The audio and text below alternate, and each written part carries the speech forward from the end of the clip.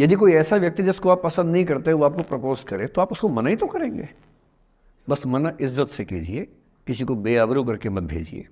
ये नहीं कि अच्छा तुम शीशा देखा है कभी, रुको रुको आईना मेरी जेब में लो, ऐसे नहीं करना है।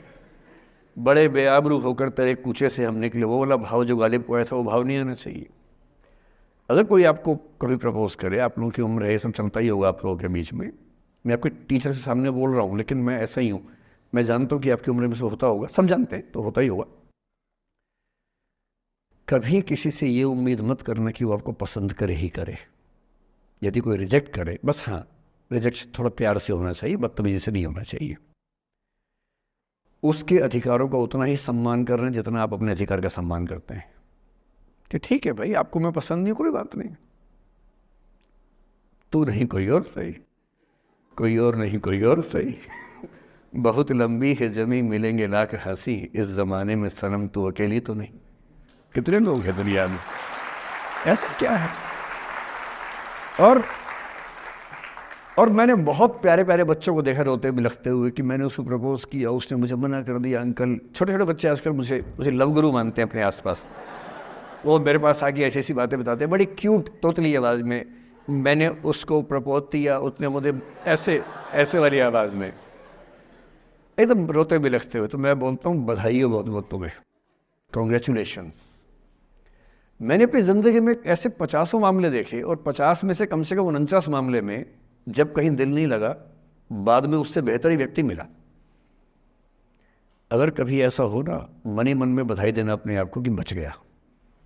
हाँ बोल देता तो फंस जाती, हाँ बोल देते तो मर जाता। और मन में भाव वही रखना है, तू नहीं कोई और सही बात है, स्ट्रेस नहीं लेना है।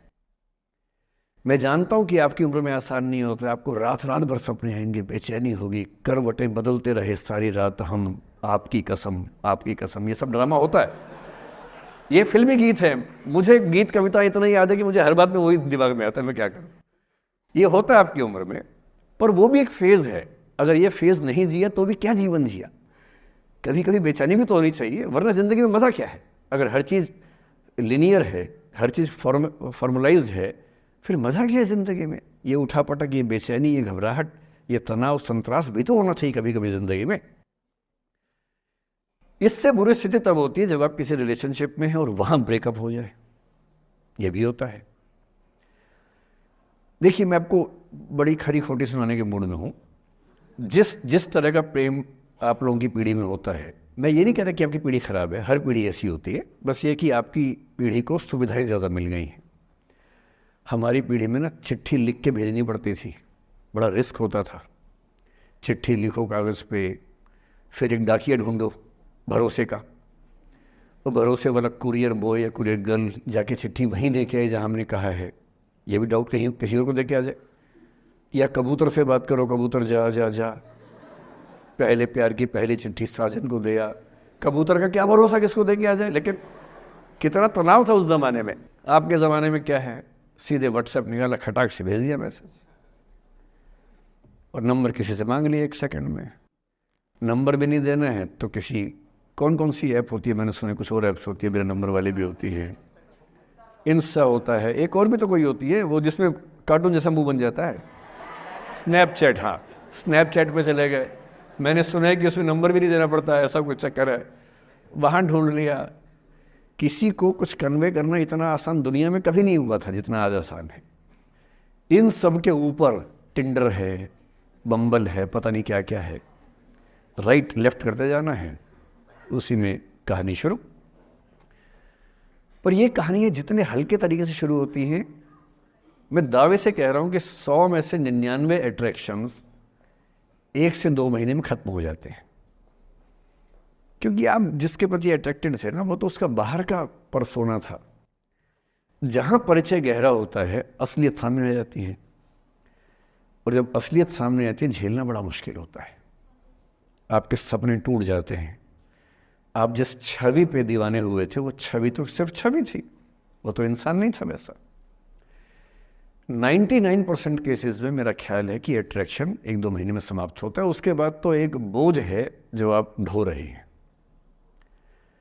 कभी कभी होता है कि दोनों का ख़त्म हुआ तो बात आसान है, कभी कभी किसी एक का ख़त्म होता है, एक का नहीं होता है, वहाँ मामला मुश्किल हो जाता है। तो ऐसा हो सकता है आपके जीवन में कि दूसरा साथी आपका ये कहे कि भैया देखो, मैं तुम्हारे साथ कुछ महीने से हूँ, पर मुझे अब अच्छा नहीं लग रहा, मैं ब्रेकअप करना चाहता हूँ। मैं आपसे ये निवेदन करूंगा कि ये मान के मत चलना कि उसने आपको धोखा दिया है, क्योंकि बच्चे तुरंत उस मुद्रा में आते हैं, अच्छा अब मैं कुल्हाड़ी उठा लूंगी, अब मैं तेजाब उठा लूंगा, तूने मुझे धोखा दिया है, तूने मुझे चीट किया है, you are a cheat, you are a liar, you are a पता नहीं क्या क्या, पता। इंग्लिश में गालियां बड़ी सुंदर देते हैं बच्चे। मैं ये कहना चाह रहा हूं कि इस बात की संभावना मान के चलिए कि हो सकता है कि आपके साथ 2 महीने रहने के बाद सच में उसको ये लग जाए कि आपके साथ ट्यूनिंग ठीक नहीं है, या आपको लग जाए कि आपकी ट्यूनिंग उस व्यक्ति के साथ ठीक नहीं है। और किसी मुर्दा को अपने पास पकड़ के रखना उसका मज़ा नहीं है। आप किसी को बांध तो लेंगे, पर जब उसका दिल आपके पास है ही नहीं, दिल विहीन लाश अपने पास टिका के रखना, एक मुर्दे को बांध के रखना, इससे बेहतर है जाने दो। बांधना नहीं, बांधते वो हैं जिनमें असुरक्षा बहुत ज़्यादा होती है। उस असुरक्षा से बचने का उपाय खुद को बेहतर बनाना है। आप इतने बेहतर हों कि आपको चाहने के लिए हज़ारों लोग हों। क्यों आप इतना डिपेंडेंट होते हैं कि इस एक व्यक्ति के अलावा मेरा कोई है ही नहीं दुनिया में? ऐसा क्यों सोचना है? और ऐसे ही मामले में ये करना है वो अफसाना जिसे अंजाम तक लाना ना हो मुमकिन, उसे एक खूबसूरत मोड़ देकर छोड़ना अच्छा। और ये खूबसूरत मोड़ कैसे होगा? अगर कोई जाना चाह रहा है तो आपके पास 3 ऑप्शंस हैं। एक, ना उसको अच्छे से बात करे ना ख़राब से बात करे, न्यूट्रल होके जाने दे।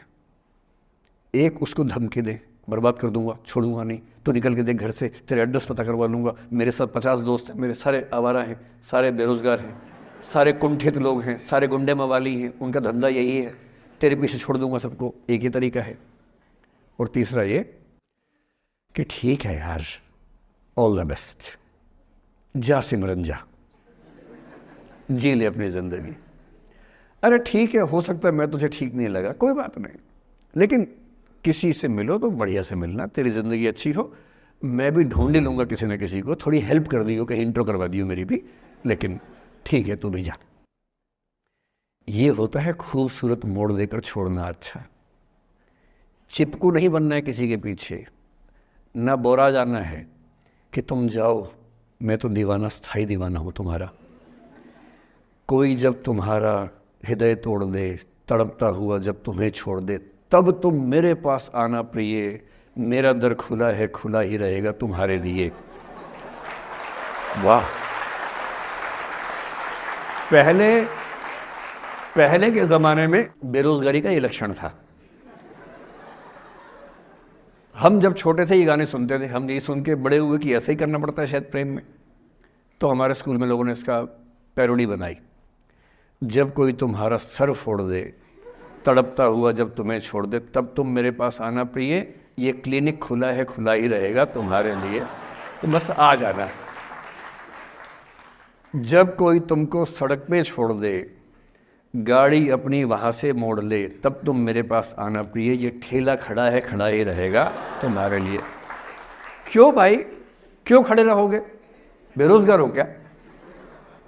अरे ठीक, जा सिमरन जा, जी ले, और मैं भी जा रहा हूँ जीने के लिए। ये दीवाना नहीं बनना है कि तुम मतलब मुझे ना चाहो तो कोई बात नहीं, किसी और को चाहोगी तो मुश्किल होगी। अजीब हाल है यार, तुम ठेकेदार हो कि तेरा ठेका मेरे पास है, नहीं तो किसी के पास नहीं है। अजीब हाल है। अरे ठीक है भाई, उसकी ज़िंदगी है, जीने दो उसको, क्यों किसी की ज़िंदगी में इतना हावी होने का